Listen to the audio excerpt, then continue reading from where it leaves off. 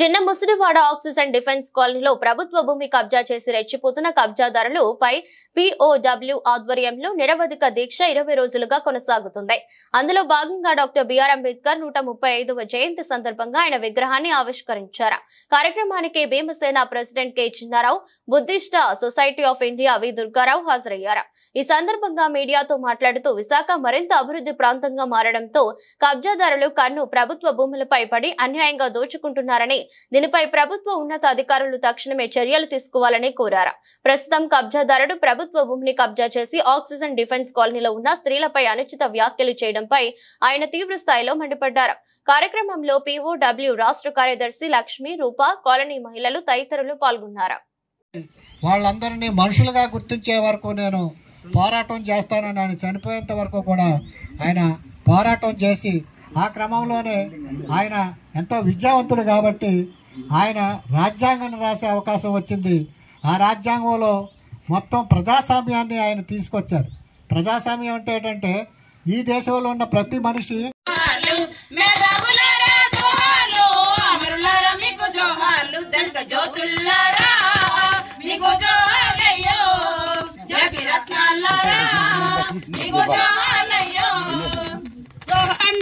బాబా అంబేద్కర్ అంబరాన ఉన్నట్టి చుక్కల పొడవంగో ముందుగా నిలదలసి పాటలు పాడేము.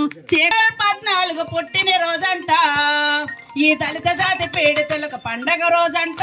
అంబేద్కరు అంబేద్కరుడు అంబేద్కరు అంబేద్కరు అంబేద్కరుడు భారతావనిలో ఒక వేగు చుక్క పొడిచే చీకటి సమయాన.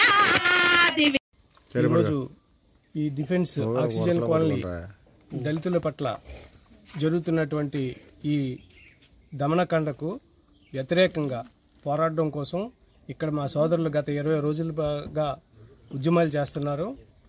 శోచనీయం ఏంటంటే రక్షించాల్సిన పోలీసులు కానీ, భూమిని రక్షించాల్సిన MRO రెవెన్యూ యంత్రాంగం కానీ, GVMC వాళ్ళు కానీ ఎవ్వరు కూడా ఈ సమస్య పట్ల పట్టనట్లుగా ఉంటున్నారంటే వాళ్ళకి రిమోట్ కంట్రోల్ కింద వాళ్ళకి ఎక్కడో రిమోట్ ఆపరేట్ చేస్తున్నారని అర్థమవుతుంది మనం అందరికీ చూస్తుంటే. అదే గనక ఈ సమస్య గనక ఇతరులకి ఏ కులస్తులకు వచ్చినా సరే ఆగమేఘాల మీద వాలిపోతారు, TMలు కానీ PMలు కానీ అంతా కూడా. అటువంటిది ఇక్కడ జరుగుతున్నటువంటి ఈ దళిత కాలనీకి సంబంధించి జరుగుతున్నటువంటి ఈ సమస్య మీద ఎవరూ స్పందించట్లేదంటే అర్థం ఏంటంటే ఆల్రెడీ ఇది కల్ప్రిట్ జరిగినటువంటి విషయం. కాబట్టి దీన్ని ఖండించడానికి ఈ ఒక్క సంఘమే కాదు, దీంతో కలుపుకొని మొత్తం విశాఖలో ఉన్నటువంటి దళిత సంఘాలు, ప్రజా సంఘాలు అన్నిటితో కలిపి ఒక పెద్ద ఉద్యమాన్ని నిర్మించడానికి ఈరోజు మేము నాంది పలుకుతున్నాం. ఈరోజు మాకు ఈ సమస్య అనేది మా దృష్టికి వచ్చిన తర్వాత నేను భీమసేన వారి అధ్యక్షులు చిన్నారావు గారు మేము వచ్చిన తర్వాత ఇక్కడ ఈ సమస్య మాకు కళ్ళ కట్టినట్టుగా కనిపించింది. ఈ ఉద్యమంలో మరింత మందిని మేము ఇన్వాల్వ్ చేస్తాం. దీని పట్ల మేము విజయం సాధించే వరకు కూడా మేము వదలవని ఈ విధంగా మీ అందరికీ నేను ప్రామిస్ చేస్తున్నాను. జై భీమ్. అధ్యక్షులు భీమసేన వారు విశాఖపట్నం. ఈరోజు ఆక్సిజన్ డిఫెన్స్ కాలనీలో జరుగుతున్న ఈ పోరాటం మీ అందరికీ తెలుసు. వైజాగ్ పెద్దగా అభివృద్ధి చెందుతుంది అనుకుంటున్న ఈ రోజుల్లో కబ్జాదారులు కూడా అలాగే పెద్దగా ఎదిగిపోతున్నారు. ఊరికి అవతల ఉన్న ఖాళీ స్థలం కనపడితే దాన్ని కబ్జా చేసి వాళ్ళు సొమ్ములు చేసుకోవాలని చెప్పి అక్కడ ఉన్న అధికారుల్ని మేనేజ్ చేసి ఆ భూముల్ని కబ్జా చేస్తున్నారు. కాబట్టి ఈ కాలనీలో కనీసం దారికి వదులుకున్న స్థలాన్ని కూడా ఆక్రమించి వాళ్ళు దీన్ని కబ్జా చేయాలనుకున్నప్పుడు ఇక్కడ ఉండే స్త్రీలు, ముఖ్యంగా లతాకుమారి గారు, ఆవిడ ఇక్కడ సంఘానికి ఒక ఆక్సిజన్గా పనిచేస్తారని చెప్పాలి. ఎందుకంటే ఆవిడ మాటల్లో ఇప్పుడు విన్నాను, ఎవరైతే గవర్నమెంట్ భూముల్ని కబ్జా చేస్తారో వాళ్ళ మీద అధికారులు అంటే GVMC కానీ లేకపోతే మున్సిపాలిటీ కానీ అలాగే దాన్ని రక్షించాల్సిన పోలీసులు కానీ ఆ యంత్రాంగం అంతా ఈ భూములను పరిరక్షించి ప్రజలకు ఉపయోగపడేలా చేయాలి. కానీ వాళ్ళందరూ కూడా కిమ్మనకుండా ఉండి ఇక్కడ దాన్ని వ్యతిరేకించి ఈ కాలనీలో దారులను కూడా కబ్జా చేస్తున్నారని పోరాటం చేస్తున్నామని చాలా హెరాస్ చేస్తున్నారని ఇప్పుడు తెలిసింది.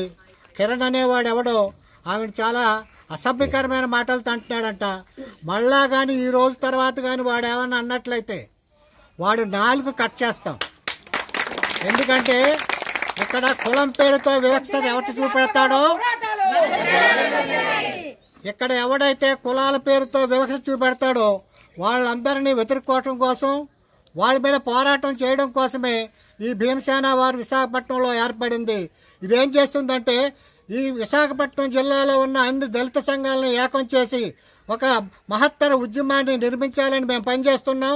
అందులో భాగంగా ఎక్కడైతే దళితుల మీద వివక్ష చూపెడతారో, వాళ్ళ మీద హింసా ప్రవృత్తిని చేస్తారో వాళ్ళందరికీ వ్యతిరేకంగా పోరాడడానికే మేము పనిచేస్తున్నాం.